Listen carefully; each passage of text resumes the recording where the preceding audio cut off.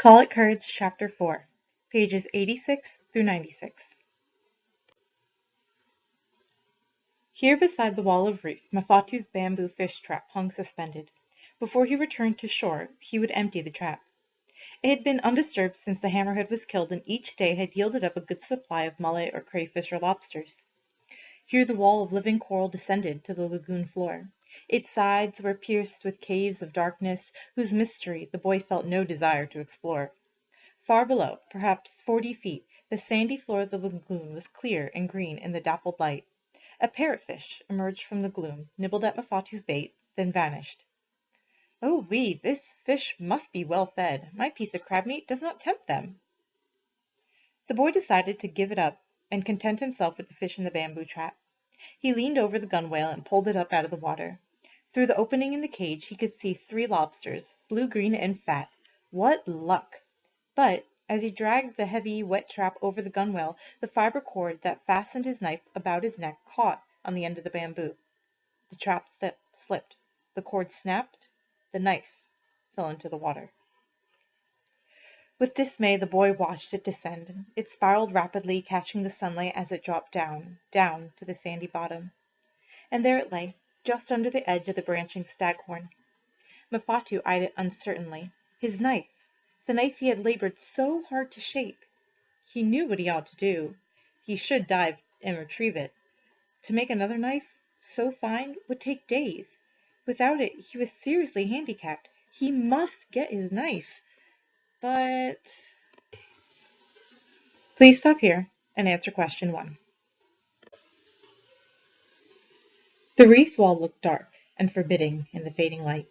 Its black holes were the home of the giant Feke, the octopus. The boy drew back in sudden panic. He had never dived as deep as this. It might be even deeper than he thought, for the clarity of the water confused all scale of distance.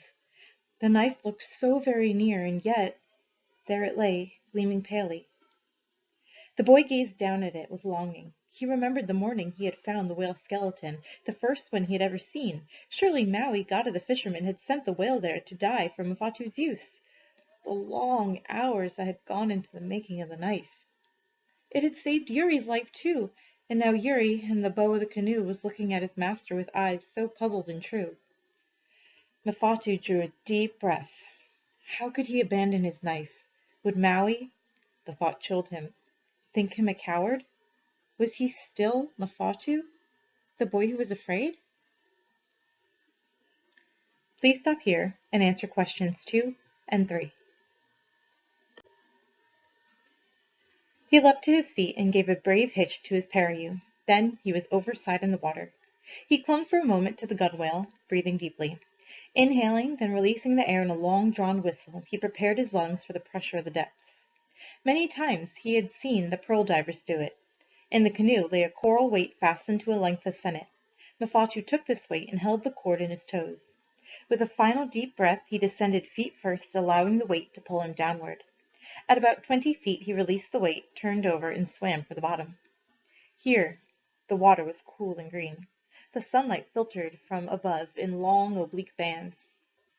Painted fishes fled before him. He saw a giant pahua, a clamshell, 5 feet across and taller than he, its open lips waiting to snap shut upon fish or man.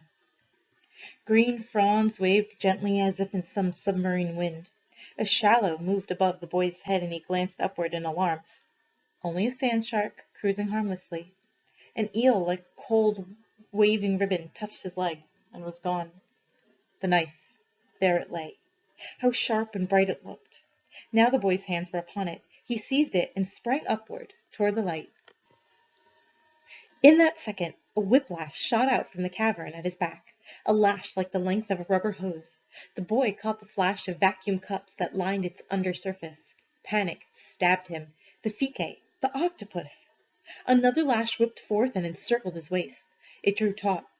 Then the octopus came forth from its den to face and kill its prey.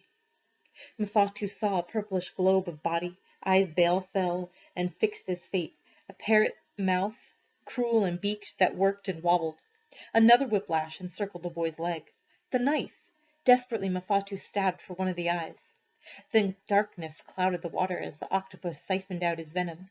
There, in the submarine gloom, a boy fought for his life with the most dreaded monster of the deep. He could feel the sucking pressure of those terrible tentacles. His wind was almost gone. Blindly, Mafatu stabbed again, this time for the other eye. The blow, so wildly driven, went true. The terrible grip relaxed, slacked. The tentacles grew limp. Then Mafatu was springing upward, upward, drawn up toward light and air and life. Please stop here and answer question 4. When he reached the canoe, he had hardly enough strength to cling to the gunwale, but cling he did, his breath coming in tearing gasps. Yuri, beside himself, dashed from one end of the canoe to the other, crying piteously. Slowly, strength returned to the boy's limbs, warmth to his chilled soul. He dragged himself into the canoe and collapsed on the floor. He lay there, as in a trance, for what seemed an eternity. The sun had set.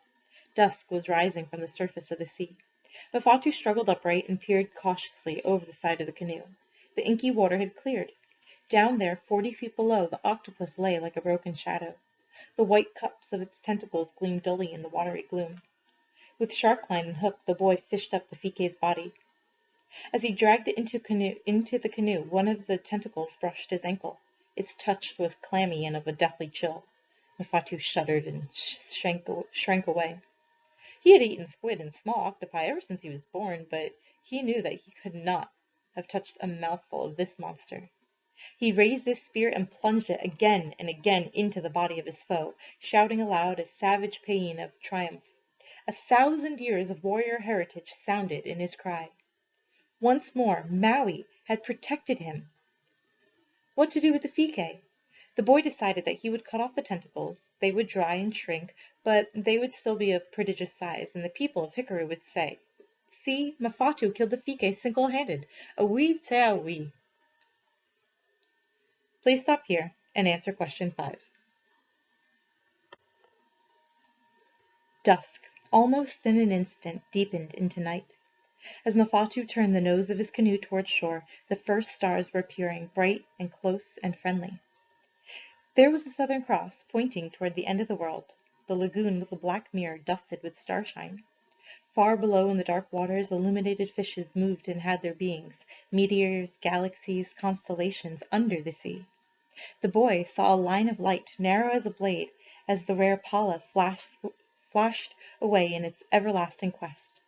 A sand shark, phosphorescent ghost, darted after the pala, seized it in a swirl of luminous mist. The mist faded slowly. It was blood. Mysterious life forces were completing their circle in those dark depths, even as on the earth and in the air above. This sea, no more to be feared than earth or air, only another element for man to conquer, and he, Mafatu, had killed the Feke. Away te away. As he dipped his paddle into the swinging rhythm, the rhythm of his thoughts swung in unison. Tomorrow I shall start for home. Tomorrow, tomorrow, ay ya! The very thought of it sent him a quiver. Tomorrow, tomorrow! He had been here so long. He dragged the canoe up on the beach, placed the logs under the curving stem so that he might launch it easily on the morrow. He would never need to climb the high plateau to the lookout again. Let the eaters of men come. Please stop here and answer question 6. As Mafatu waited for his supper to cook, he set about preparing for his homeward journey. He would start at daybreak with the ebbing tide. He would be ready. He filled bamboo containers with fresh water, sealed them with leaves that were gummed into place, watertight and secure. Then he stored them carefully in the canoe. He prepared a poi of bananas and sealed it, likewise, into containers. There it would ferment and sour and become delicious to the taste. Then he picked a score or more of green drinking nuts and flung them into the canoe. And as he trotted back and forth across the beach and his supper steamed on the fire, one thought alone, like an insistent drumbeat, echoed in the boy's heart. Tomorrow I shall start home.